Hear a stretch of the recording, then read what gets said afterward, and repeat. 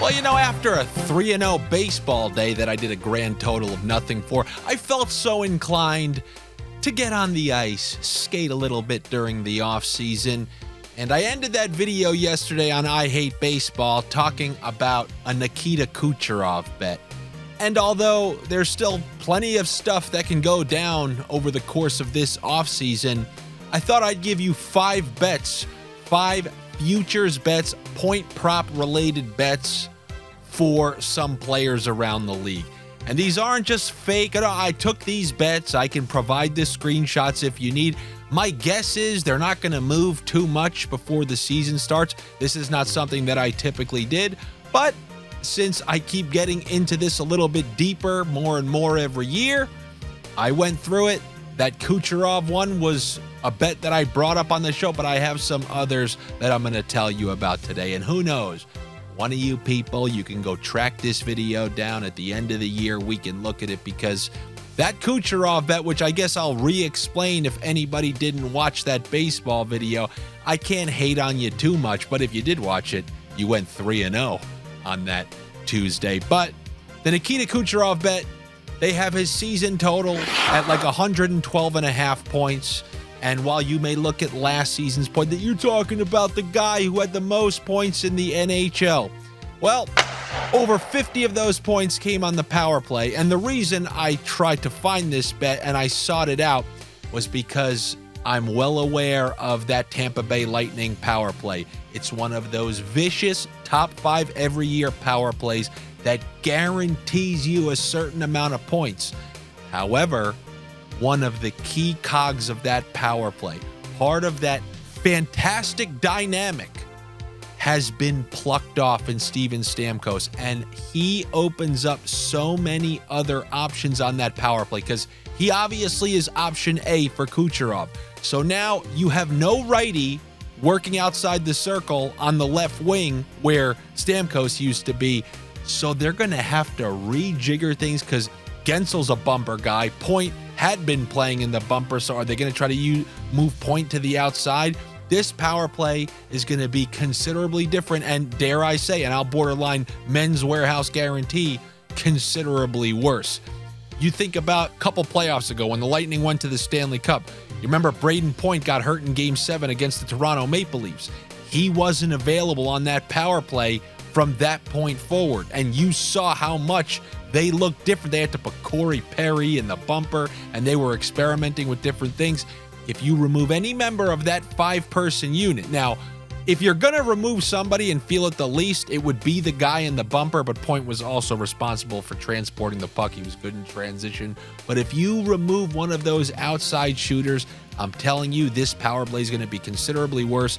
Also, all those empty net situations, because once it was halfway through the season and Kucherov was chasing that, Art Ross trophy, Cooper was leaving him out there 2 minutes at a time. You guys remember, we were taking him for over 1.5 points at the end of the year. We were cashing so many times because it clearly meant a lot to Kucherov, and the Lightning and Cooper, they were forcing those points out there. And that's not going to be the case this year. He cannot get off to a start that's going to have him up there with McKinnon and McDavid and whoever the hell, kind of comes out of left field. Then you got to realize that he's now over 30. Maybe a little chance. Remember, when you're talking about guys who are in the 113-point projection, a couple of games off pretty much will win that bet.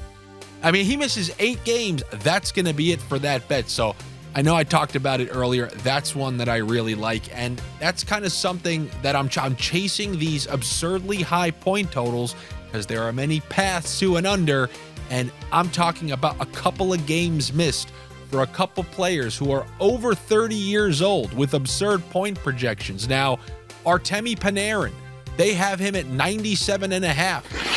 Artemi Panarin, an unbelievable year. This is a guy who's turning 33 this year. Had an incredible year. I don't think he's going to have a bad year whatsoever, but if he misses a handful of games, this is going to be a tough total to repeat with, considering he's topped it a grand total of 0 times throughout the course of his career.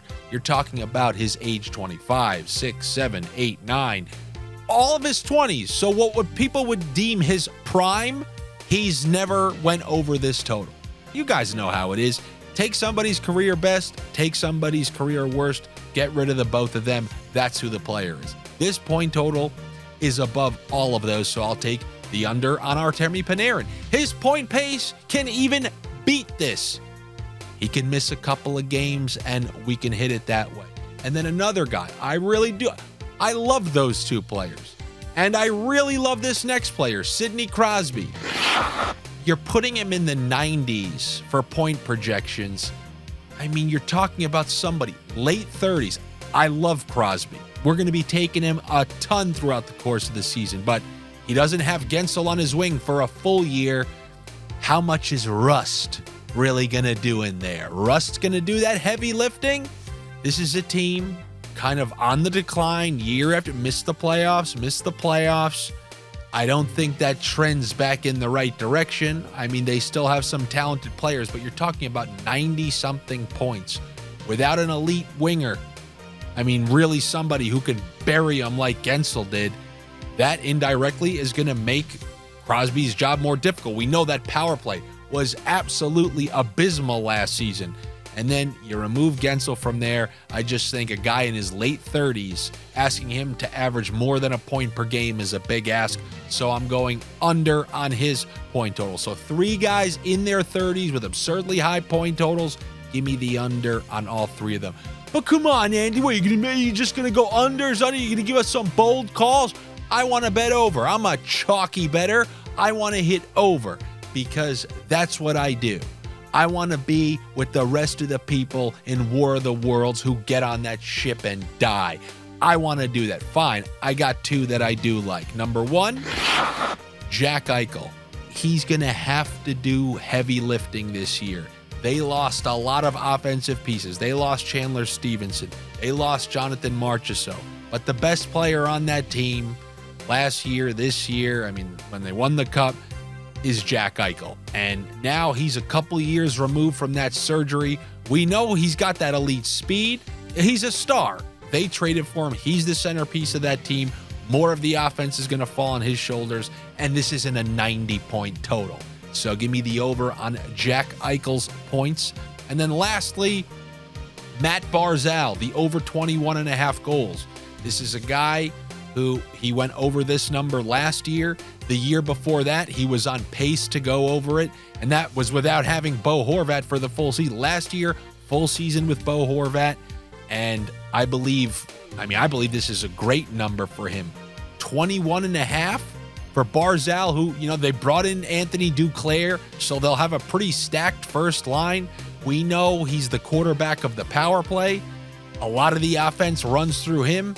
He moves the puck from offense to defense in transition. He's the only guy who gave Connor McDavid a run for his money and the fastest skater. But over 21.5 goals is something that I like for Matt Barzal. And that's a random hockey video in July for all of you. We got plenty more to come. Some of those videos that I told you, the Patreon requests. We got the money management one coming in a couple of weeks. I want to go through these websites and show you which offers what for hockey's so far away. If I do it, I truly feel like you're not going to remember it by then. So I'm going to hold those off. I'm going to do one on hedging. That was requested. So we got more stuff coming on. Stay tuned. We'll see, because this is a test for you people. If none of you are watching these videos, because usually it's what can you get me right now or I'm not watching. It's called delayed gratification, man. You're not going to have that six-pack after doing some sit-ups and looking in the mirror. It's going to take a while. But I really do like these ones, especially, Kucherov, Crosby, those older guys. Because of the Rangers power play, yeah, the Panarin one scares me the most out of those 3. But I also like those 2 overs at the end. But my favorite 2 in there are probably Kucherov and Sidney Crosby. All right. Enjoy your summer. Keep summering, sweating your balls off, and I'll see you for the next video. When's that going to be? I have no clue. Stay tuned. I got I Hate Baseball tomorrow with Josh. So make sure you're subscribed. Click the notifications. That's how you'll know when the next videos come. You'll get some sort of jingle saying Andy uploaded a new video. And have I uploaded any videos that really screwed you? It's videos that what you want to see, and a podcast, a comedy pod every once in a while. It ain't that crazy. Hit subscribe, hit the notifications, and come join the Patreon if you would be so kind. It's patreon.com/Andy Francess. Hopefully, I see you there. If not, I'll see you tomorrow for I Hate Baseball. See you then. Take it easy.